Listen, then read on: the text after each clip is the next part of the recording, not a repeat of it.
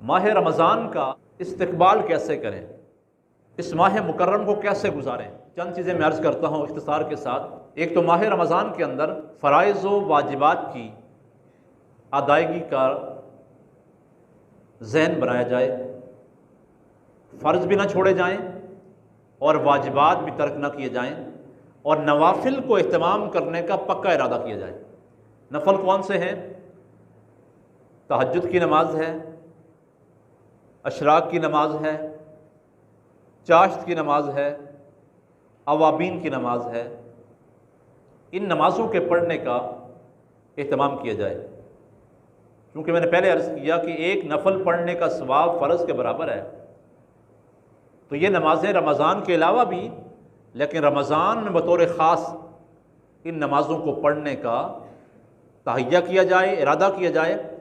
देखें, तहज्जुद की नमाज की बड़ी फजीलत है, लेकिन आम दिनों के अंदर हमारे लिए उठना मुश्किल होता है, लेकिन रमज़ान के अंदर तो सहरी के टाइम उठते हैं, तो हम उसके साथ जहन बना लें कि हमने माह रमज़ान के तहज्जुद की नमाज भी हर सूरत में अदा करनी है। इसके अलावा तमाम आज़ाए बदनिया को गुनाहों से रोकना, ताकि रोज़े के मकासद हासिल हो सकें। लेकिन ना, रोज़ा सिर्फ ज़ुबान को खाने पीने से रोकने का नाम तो नहीं है। तक़वा कैसे हासिल होगा? दाता अली हजवरी रहमतुल्लाह फरमाते हैं कि रोज़ा ये है कि इंसान अपने सारे अज़ा को गुनाहों से रोक ले। सिर्फ ज़ुबान ही खाने पीने से रुकी ना हो, बल्कि इंसान की नज़र भी गुनाह से रुक जाए, इंसान की ज़ुबान भी गुनाह से रुक जाए, इंसान की समात भी गुनाह से रुक जाए, इंसान के हाथ भी गुनाह से दूर हो जाएं, इंसान के पाँव भी गुनाह से रुक जाएं, इंसान का सारा सरापा सर से लेकर पाँव तक गुनाहों से रुक जाए। इसका नाम रोज़ा है, और ये तक़वा के उसूल का ज़रिया है। तमाम अज़ा को इंसान गुनाहों से बचा ले। एक काम करने वाला माह रमज़ान में, अक्सर जगह पर आपको रमज़ान के अंदर दीनी प्रोग्राम, दीनी मजालिस, नशिस्तें मसाजिद के अंदर, मदारिस के अंदर देखने को मिलती हैं। तो कोशिश करें कि हम माह रमज़ान में मसाइल दीनिया सीखने के लिए कुछ ना कुछ टाइम ज़रूर दें। देखें ना, हमें तहारत के मसाइल का इल्म नहीं है। वज़ू के मसाइल हैं, गुस्ल के मसाइल हैं, तयम्मुम के मसाइल हैं, नमाज के मसाइल हैं, जनाजा के मसाइल हैं। ये तमाम मसाइल जो ज़रूरी है हमारे लिए सीखने, इन मसाइल को सीखना आम दिनों में हमारे पास टाइम नहीं है, तो कम अज़ कम माह रमज़ान के अंदर इस वक्त को गनीमत समझते हुए जहाँ जहाँ पर भी दीनी मजालिस, महाफिल, नशिस्तें कायम हो रही हैं, वहाँ पर हमें दीनी मसाइल को सीखने का जहन और इरादा करना चाहिए। इसके साथ साथ सिला रहमी के अंदर जल्दी करें, सिला रहमी में जल्दी की जाए। सिला रहमी किस बात का नाम है? रिश्तेदारों के साथ अपने ताल्लुकात बहाल किए जाएं। जो हमसे नाराज़ लोग हैं उनको राज़ी करने की कोशिश की जाए। रिश्तेदारों के साथ उसने सलूक का मामला किया जाए। तो नाराज़ लोग हैं, माह रमज़ान के आने से पहले पहले उनको राज़ी करने की कोशिश की जाए, ताकि अल्लाह ताला हमसे राज़ी हो जाए। अल्लाह की मखलूक को राज़ी करेंगे, उन पर रहम करेंगे, तो अल्लाह करीम भी रहम फरमाएगा और अल्लाह भी हमसे राज़ी हो जाएगा। एक काम यह करने वाला है कि दिलों से कीना, बुग़्ज़, हसद, नफ़रत को निकालें, कि ये रूहानी अमराज़ हैं जो तरक्की के अंदर, रूहानी तरक्की में रुकावट हैं। दिल का कीना है, बुग़्ज़ है, हसद है, नफ़रत है, दुश्मनी है, अदावत है। इन चीज़ों को अपने जहनों से, अपने दिलों से निकाल लें। माह रमज़ान का इस्तकबाल इस अंदाज़ में हम करें कि हमारे दिल के अंदर किसी के ख़िलाफ़ नफ़रत ना हो, कीना ना हो, बुग़्ज़ ना हो, हसद ना हो, अदावत ना हो, दुश्मनी ना हो, ताकि हम सही मानों में माह रमज़ान का इस्तकबाल कर सकें। तौबा और इस्तिग़फ़ार की कसरत की जाए। अल्लाह की बारगाह में कसरत से दुआएं मांगी जाएं। देखिए, इंसान ख़ता का पुतला है, गलती इंसान से हो सकती है, लेकिन वक़्त के साथ साथ इंसान को अपनी इस्लाह भी करनी चाहिए, और अपने गुनाहों की माफ़ी भी मांगनी चाहिए। ये माह मुकर्रम अपने गुनाहों को बख्शवाने का महीना भी है, तौबा और इस्तिग़फ़ार का महीना भी है, रब की बारगाह में रुजू करने का महीना भी है। तो हम इस माह मुकर्रम की कदर करते हुए माह शाबान के अंदर ही अल्लाह की बारगाह में तौबा और इस्तिग़फ़ार करके अपने गुनाहों से पाक और साफ़ होके माह रमज़ान में दाखिल हो जाएं, ताकि अल्लाह की रहमतों को सही मानों में हासिल कर सकें। इसके अलावा माह रमज़ान में सदका व खैरात किया जाए, कसरत के साथ सखावत की जाए।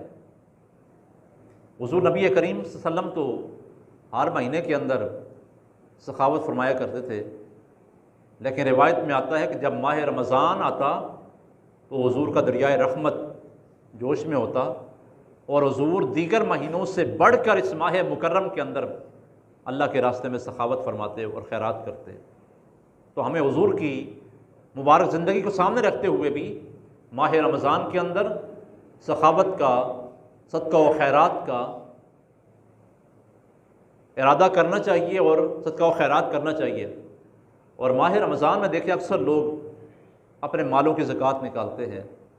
इंशाअल्लाह आइंदा जुमा को हम ज़कात के बारे में इंशाअल्लाह तफसील के साथ पूरे मसाइल आपकी खिदमत में अर्ज़ करेंगे, ताकि अगर हम साहिब निसाब हैं तो अपने मालों की ज़कात निकालें जो वाजिब है। इसके अलावा तिलावत कुरान का मामूल बनाया जाए, कसरत के साथ दिन को भी और रात को भी अल्लाह के कलाम से अपने ताल्लुक़ को मजबूत किया जाए। देखें, माह रमज़ान में तरावीह के अंदर हुफ़ाज़ किराम अल्लाह के कलाम की तिलावत करते हैं। हमें चाहिए कि हम तरावीह के अंदर भी हाज़िर हों और किसी सुस्ती, काहली और गफलत का शिकार ना हों। देखिए, हमारी मस्जिदें वीरान हो रही हैं। साल के बाद भी अगर हम तरावीह के अंदर एक कलाम इलाही सुन न सकें तो फिर हमसे बड़ा महरूम किस्मत इंसान कौन हो सकता है। अक्सर मसाजिद के अंदर जवाब ये मिलता है कि हम कुरान सुन नहीं सकते, बस सूरतें पढ़ें, जल्दी फारिग हो जाएं, चंद मिनट में घर चले जाएं। लेकिन ये माह मुकर्रम तो अल्लाह के घर में गुजारने का, अल्लाह की याद में गुजारने का महीना था। चाहिए तो ये कि हम ज़्यादा टाइम मस्जिद में गुजारें। तरावी में कुरान करीम सुनने का फ़ायदा क्या है, सुनाने का फ़ायदा क्या है। देखिए, हमारे ये हुफ़ाज़ किराम जो अल्लाह के कलाम को सीने के अंदर महफूज किए हुए हैं, इनकी मंजिलें कहाँ निकलेंगी। ये मुसल्ला सुनाएंगे तो इनकी मंजिल याद होगी और हमें भी कुरान को सुनने का अजर और सवाब भी तो मिलेगा।